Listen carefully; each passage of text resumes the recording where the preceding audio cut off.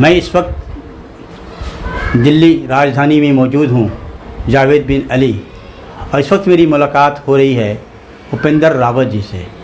एक ऐसा नाम है जो भारत में हर गरीबों पर जब भी जुल्म होता है उस जुल्म के ख़िलाफ़ आवाज़ बुलंद करने के लिए आप अक्सर रहते हैं। मैं इनसे भी विशेष मीट वार्ता कर रहा हूँ और ये जानना चाहता हूँ कि इस वक्त देश की क्या हालात हैं और इस वक्त ख़ास तौर पर उत्तर प्रदेश में जो चुनाव हो रहा है उस चुनाव को किस ढंग से देखना चाहिए पूरे लोगों को, और आपका एक मार्गदर्शन है, उस मार्गदर्शन की जानने के लिए उपेंद्र रावत से जानना चाहता हूँ कि इस वक्त क्या होना चाहिए हमारे ख़ास तौर पर उत्तर प्रदेश के लोगों में और क्या फ़ैसला करना चाहिए।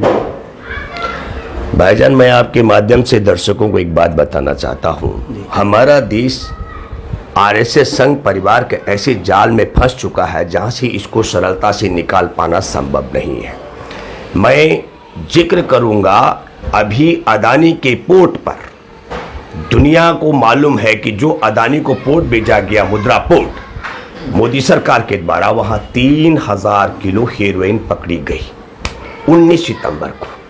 हेरोइन पकड़े जाने के बाद उत्तर प्रदेश का उप मुख्यमंत्री अखाड़ा परिषद के अध्यक्ष महंत नरेंद्र गिरी को मिलने जाता है, एक पुलिस का आला अधिकारी मिलने जाता है और महंत नरेंद्र गिरी अगले दिन आत्महत्या कर लेता है, फांसी लगा देता है।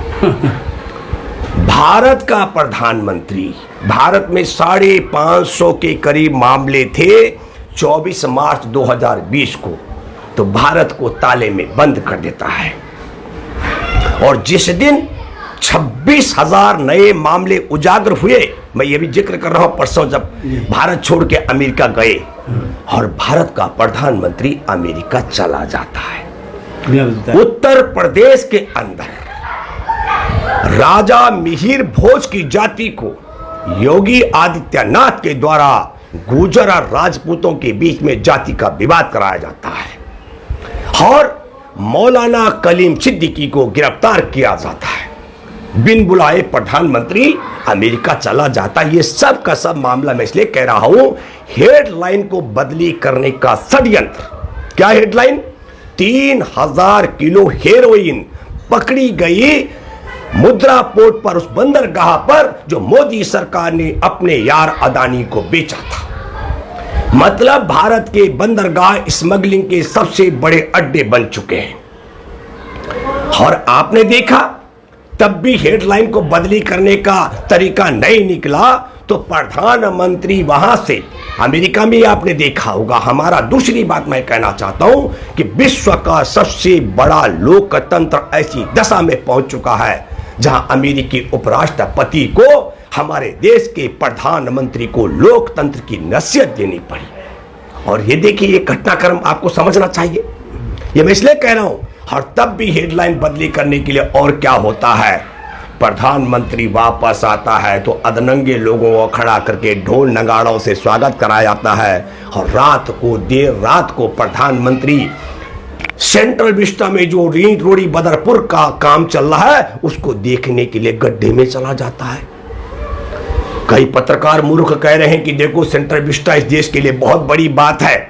मैं उत्तर प्रदेश के करोड़ों लोगों से एक अपील करता हूं, आप जाइए देश के प्रधानमंत्री नरेंद्र मोदी के संसदीय क्षेत्र वाराणसी BHU जो हॉस्पिटल है वहां RT-PCR टेस्ट इसलिए बंद कर दिए गए, सरकार के पास पैसा नहीं है।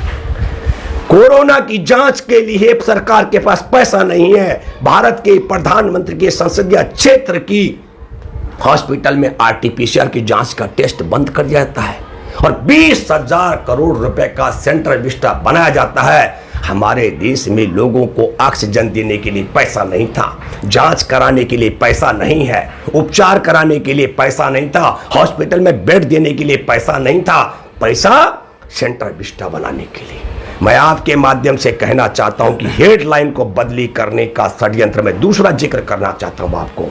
26 सितंबर को डेमचोक इलाका है पूर्वी लद्दाख का, जहां चीन के कब्जे का खुलासा हो जाता है और ठीक डेमचोक इलाके पर चीनी कब्जे का खुलासा होता है तो असम और मिजोरम दोनों जगह भाजपा की सरकार है, जिनके मुख्यमंत्रियों की मीटिंग 25 सितंबर को 25 जुलाई को गृह मंत्री अमित शाह लेता है शिलोंग में बैठ करके, और 26 जुलाई को गोलीबारी हो जाती है असम और मिजोरम के बीच में, और 6 जवानों की हत्या हो जाती है। राज्य से राज्य को लड़ाया जाता है, भारत के नागरिकों को गोलियां चलाकर आपस में मरवाया जाता है। हेडलाइन बदली करने के लिए डेम चौक इलाके में चीनी कब्जे पर पर्दा डालने के लिए षड्यंत्र किया जाता है।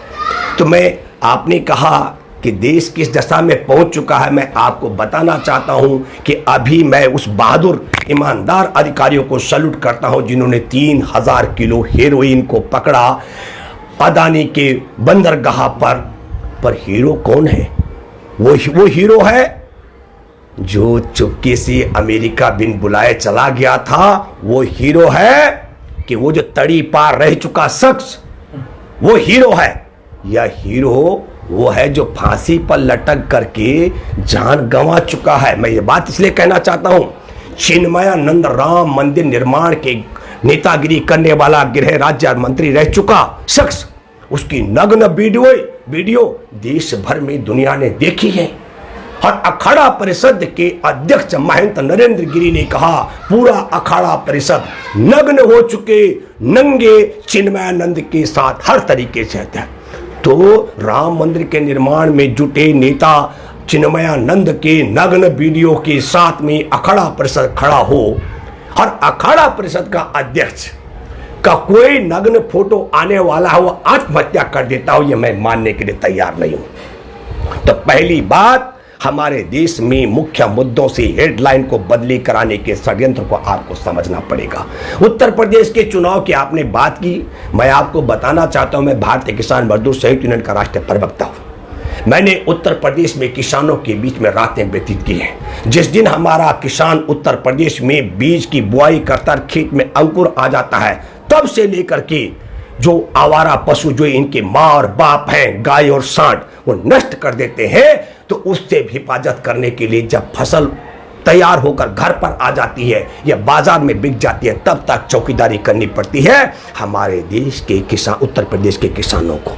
24 घंटे 1 एकड़ जमीन पर 6000 रुपए का खर्च लगाना पड़ता है कांटिले तार, बाड़ और खंबे लगाने के लिए। हम आपको बताना चाहते हैं, उत्तर प्रदेश के लोग जब ऑक्सीजन नहीं मिल रहा था और ये कह रहे थे कि ऑक्सीजन नहीं मिल रहा है, तो उन पर मुकदमा बनाया जा रहा था। जिनके परिजनों को एम्बुलेंस नहीं मिल रही थी, उन्होंने एम्बुलेंस की शिकायत की, उन पर मुकदमा बनाया जा रहा था। जिनको दवा नहीं मिल रही थी, दवा की शिकायत करने पर जेल भेजा जा रहा था। हॉस्पिटल में उपचार नहीं मिल रहा था। मैं बताना चाहता हूं, जो हिंदुओं के नाम पर राज कर रहे हैं, अंतिम संस्कार नहीं हो पाया दाह संस्कार लोगों का। लाशों को नदियों में बहाया गया जिन्हें चील कौवे कुत्ते खा रहे थे, मैं आपको बताना चाहता हूं। और जो लाशें कोरोना में लाखों लोगों की जो नदी किनारे दफन की गई, रेत में कब्रिस्तान बना दिया। पहली बार हुआ हिंदुस्तान में हमने देखा कि हिंदुओं के कब्रिस्तान बने। कब्रिस्तानों में जो 100 पड़े थे उनको तो खोद करके कुत्ते और जंगली जानवर खा रहे थे। हर उन पर पड़े कफन को योगी आदित्यनाथ की सरकार के गुंडे चुरवा रहे थे। अब आप समझ लो कि देश कहां चला गया है। 30 रुपए 32 रुपए लीटर का पेट्रोल 112 रुपए लीटर में बेचा जा रहा हो। अरे 30 रुपए लीटर का डीजल 100 रुपए में बेचा जा रहा हो। 400 रुपए का गैस सिलेंडर 1000 रुपए में बेचा जा रहा हो। 80 रुपए लीटर का सरसों का तेल 200 रुपए लीटर बेचा जा रहा हो। बेरोजगारी का तो आलम है। वो कह रहा है कि मैंने चिलमी बाबा कह रहा है मैंने 1 लाख लोगों की रोजगार दे दिया, जैसे अरविंद केजरीवाल कह रहा है मैं लाखों लोगों को रोजगार दूंगा उत्तराखंड में। आरटीआई कहती है कि राजधानी दिल्ली में 6 साल में मात्र 450 लोगों को रोजगार दिया है अरविंद केजरीवाल की सरकार ने। वो कह रहा है मैं बेरोजगारी भत्ता दूंगा उत्तराखंड के बेरोजगारों को 5000 रुपए और गोवा के बेरोजगारों को 3000 रुपए, और दिल्ली के बेरोजगारों को 1 रुपए नहीं देता है। दिल्ली में रोजगार नहीं देता, आप समझ लीजिएगा। सबसे ज्यादा धन दिल्ली में है। तो जिस तरीके से बिना हड्डी की जीप आरएसएस की बी टीम गा रही है, उसी तरीके से आरएसएस का चिलमी बाबा भी राग अलाप रहा है कि मैंने रोजगार दे दिया।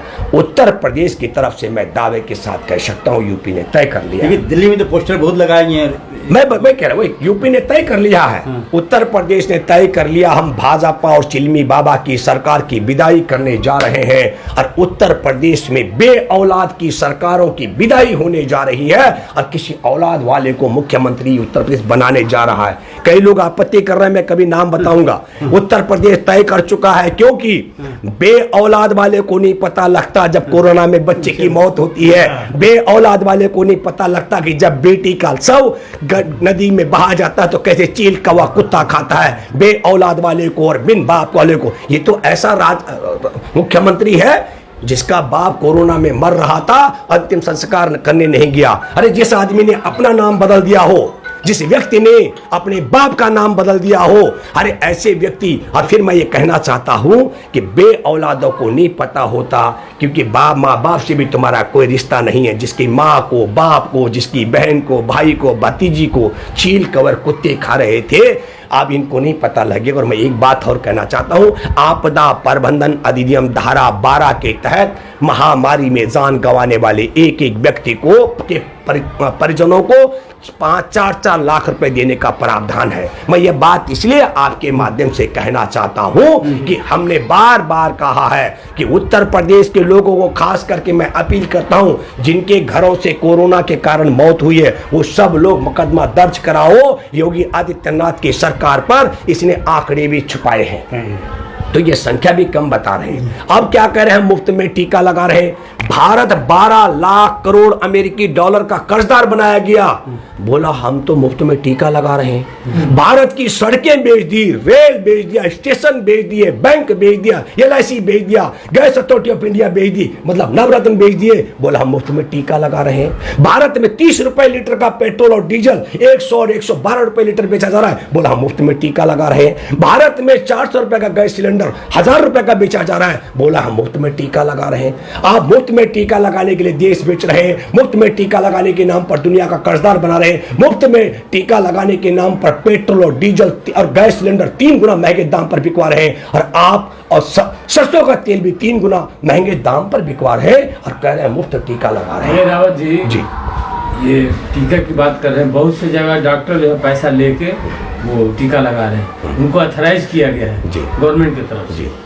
नहीं, मैं समझ गया आपका कहने का है कि एक मैं कह रहा हूं कि एक मुफ्त टीका, मैं अभी मुफ्त की बात कर रहा हूं, पैसा लेकर लगाने का अलग मामला है। हम कह रहे हैं कि आप भारत में मोदी बताए कि 2014 से अब तक कितने अरब अमेरिकी डॉलर का कर्जदार देश को बना दिया मुफ्त टीका लगाने के नाम पर। हमारे देश के अंदर आपको बताना चाहता हूं 4 लाख करोड़ से ज्यादा सिर्फ पेट्रोल और डीजल के नाम पर जो गैस जेब काटी गई देश के नागरिकों की। मैं 2021 का जिक्र कर रहा हूं, 2014 से अब तक कितने लाख अमेरिकी डॉलर ये जेब काट चुके हैं। ये कह रहे हमने गन्ने की कीमत बढ़ा दी। मैं आपके माध्यम से कहना चाहता हूं, जिस दिन गन्ने की कीमत 325 रुपए क्विंटल थी, उस दिन हमारे देश में अमेरिकी डॉलर की कीमत 66 रुपए थी, सॉरी 65 रुपए। $5 का 1 क्विंटल गन्ना आता था। आज रुपए की कीमत गिर गई, 74 रुपए के करीब पहुंच गया, और आज जो है $5 की कीमत 370 रुपए बनती है। मैं बात कर रहा हूं अगस्त 2018 का, और अगस्त 2018 में 325 रुपए के लिए $5 खर्च होते थे। अगर आज 2018 का अगस्त का रेट गन्ने का किसानों को मिले तो 370 रुपए मिलना चाहिए। रुपए की कीमत गिरी है, गन्ने की मिठास नहीं गिरी। गन्ने की मिठास नहीं गिरी, रुपए की कीमत इसलिए गिरी। नालायक, फर्जी डिग्री वाला और देश विक्रेता बैठा हुआ है, और देश में हेडलाइन बनाने वाला बैठा हुआ है। मैं फिर कहना चाहता हूं, आप सबसे अपील करता हूं, इस वक्त कोरोना काल में जब अदालतों पर, सरकार पर, देश के रेल उद्योग व्यापार पर ताले लगे थे, तब देश को पालने वाला किसान, उनके लिए 3 काले कानून लाए गए, जिसमें एक, देश के किसानों को बंधुआ मजदूर बनाया जाएगा, दूसरा पूरी मंडियों की जमीनों को बेचा जाएगा, और तीसरा पहले किसानों को जमाखोरी के नाम पर सस्ते दाम पर और फिर पूरे देश के उपभोक्ताओं को लूटा जाएगा। मैं आपसे अपील करता हूं, देश का सीमा, देश की भूगोल, देश के इंसान, देश के आम जन को ये सब कुछ खतरे में। देश का बेरोजगार हो, बैंक हो, LIC हो, देश की सीमा हो, देश का जवान हो, देश का किसान और देश का इंसान और देश का पशु, सब खतरे में है। इन सब को बचाने के लिए उत्तर प्रदेश के नागरिकों आपसे अपील करता हूं, आप ये बे औलाद वाले की विदाई करके किसी औलाद वाले को सत्ता पर बिठाएंगे। धन्यवाद।